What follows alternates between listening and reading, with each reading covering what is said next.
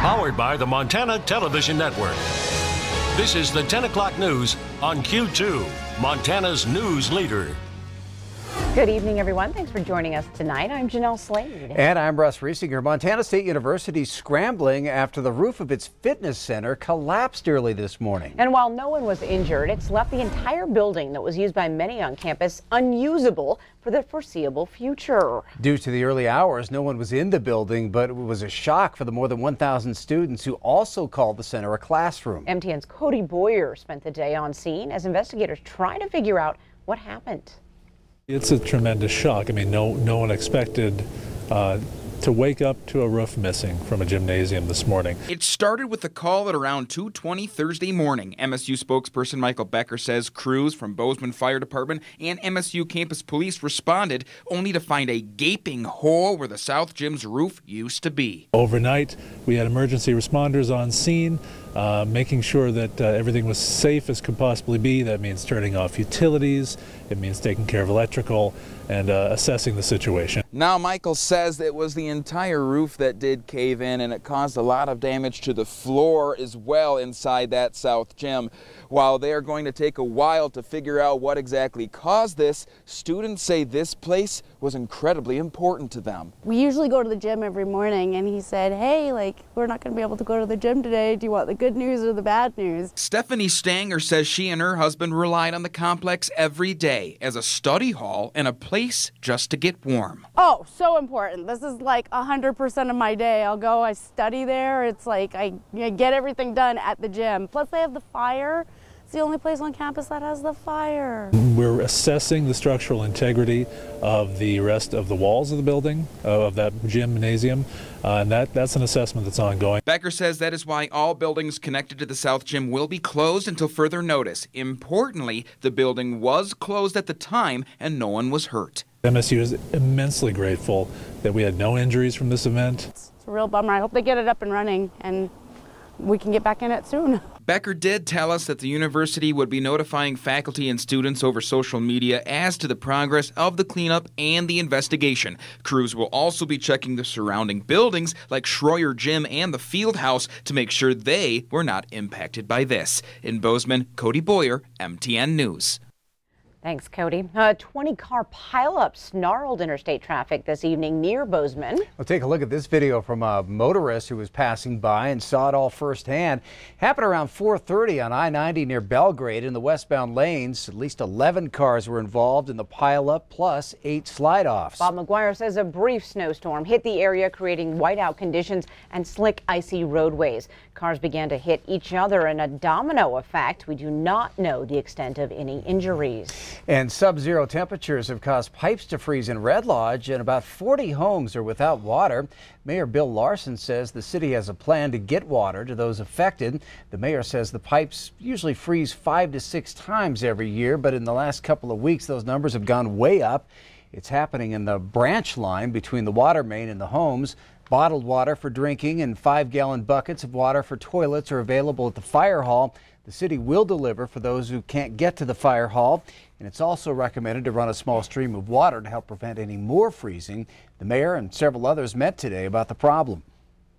Public Works talked to me today. He felt that it was almost to an emergency level. After we had our meetings, we knocked that down to, let's just take care of our people, keep them hydrated, make sure that they have what they need. A lot of them are going to friends and families' homes, going to their neighbors, running hoses from the neighbor's home to their house so that they can maintain living in their residence.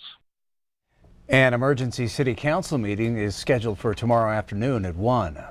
Well, turning to weather, Bob, all these cold weather stories, and you're here to tell us there's only 2 weeks left of winter. Yeah, the next week is going to be kind of a warming up for us, and not too bad. Maybe a couple of days where we could see some snow, but what about after that? Day 8 through 14. Let me show you. It's time for our what I call the extended outlook for us. This goes from March 15th through the 21st. Actually takes us into springtime, and you'll notice for the temperature, it looks like we'll be approaching average temperatures for us. It'll be below average there in places like Nebraska all the way down to the Gulf Coast of Texas. It'll be above average out on the West Coast from Seattle all the way down to San Diego. But let's talk about precipitation. If we're looking at some colder temperatures down south and we're kind of warming up a little bit, does that mean we will be drier? Oh, you bet. Look at that. We're looking at wetter stuff across the East Coast, maybe also across the Big Bend area. Texas could be a little bit wetter, but for us here in Montana and the northern Rockies, we're expecting drier than normal conditions as we finish up that last week of winter. We'll have more on that on the forecast in a few more minutes.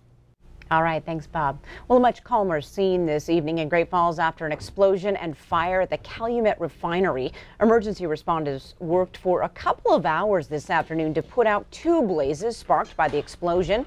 All roads within a half-mile radius of the refinery were blocked, schools were put on high alert, and businesses close to that refinery were evacuated. There have been no reports of injuries, and so far, no word on what caused the explosion.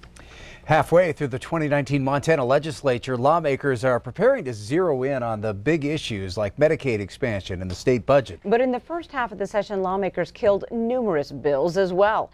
MTN chief political reporter Mike Dennison gives us a rundown on some of the proposals that got the axe. Nearly 1,000 bills have been introduced so far at the legislature, but 244 of those bills are listed as probably dead, including some that we've covered here at MTN News. A bill to abolish the death penalty in Montana, another one creating paid family leave for Montana workers, and one to allow online voter registration. Those were all killed in committee. Many of these bygone bills died in committee on partisan votes, with majority Republicans voting to table them. But some died on bipartisan votes, like Democrat Tom Wood's proposal to deregulate electric utilities in Montana. It was killed on a unanimous vote in committee. And some Republicans and Democrats on the Senate Taxation Committee also voted to table Republican Representative Forrest Mandeville's bill requiring at least a 2/3 vote of either house to approve a tax increase. A proposal to study legalization of marijuana in Montana in advance of a possible ballot measure next year to legalize the drug, that died in committee. So did a pair of bills requiring more protections for those falsely accused or convicted in criminal cases.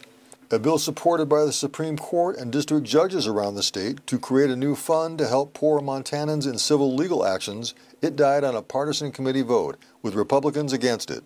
So did a bill that would expand Montana's anti-discrimination law to cover sexual orientation. And finally, we saw the defeat of bills that would have eliminated compulsory education for children in Montana, raised the minimum liability limits on car insurance, and required country of origin placards for beef and pork sold in Montana. But we still have more than 700 bills alive and kicking at the session, and probably a few more to be introduced. In less than 2 months, however, their fate will be decided, and more than a few of them will bite the dust. Reporting from the Capitol, Mike Dennison, MTN News. All right, thanks, Mike. Well, the second half of the session will be in full gear starting Monday. A judge sentenced Paul Manafort, a central figure in special counsel Robert Mueller's Russia investigation, to 47 months behind bars today. It is the first of 2 sentences for Manafort this month. CBS News' Natalie Brand has the latest for us from Alexandria, Virginia. A federal judge in Virginia sentenced former Trump campaign chairman Paul Manafort to 47 months in prison. He wore a green jail jumpsuit and sat in a wheelchair during the more than 2-hour hearing. The sentence, just shy of 4 years, is far less than the maximum 19 to 24 years prosecutors sought. Manafort will also have to pay $24 million in restitution and a $50,000 fine. Earlier, Manafort addressed the court, saying the last 2 years were the most difficult of his life. He said his life professionally and financially is in shambles. Federal Judge T.S. Ellis said he was surprised Manafort did not express regret for what he called undeniably serious crimes. The charges emerged from special counsel Robert Mueller's investigation into Russian interference in the 2016 election. I think most importantly, what you saw today is the same thing that we had said from day one. There is absolutely no evidence that Paul Manafort was involved with any collusion with any government official from Russia. A jury convicted 69-year-old Manafort in August on 8 counts of tax and bank fraud in connection with past political consulting work in Ukraine, as well as lying about his income. He was acquitted on 10 other counts. The big question now, will President Trump pardon Manafort? In the past, the president has said that was not off the table. He happens to be a very good person, And I think it's very sad what they've done to Paul Manafort. And next week, Manafort faces sentencing in Washington, D.C. in a separate case related to illegal lobbying. Natalie Brand, CBS News, Alexandria, Virginia. The judge in Washington will decide whether Manafort serves his 2 sentences at the same time or whether they should be served consecutively. Coming up on tonight's 10 o'clock news, it might be a dream home for one family, but for countless families around the world, the Billings St. Jude Dream Home will help dreams come true. And in sports, Scott shows us which local teams are ticketed for the semis on this state tournament weekend. You're watching MTN News with Jeanelle Slade and Russ Riesinger. Storm Tracker weather with Bob McGuire. And sports with Scott Breen. This is the 10 o'clock news on Q2, Montana's news leader.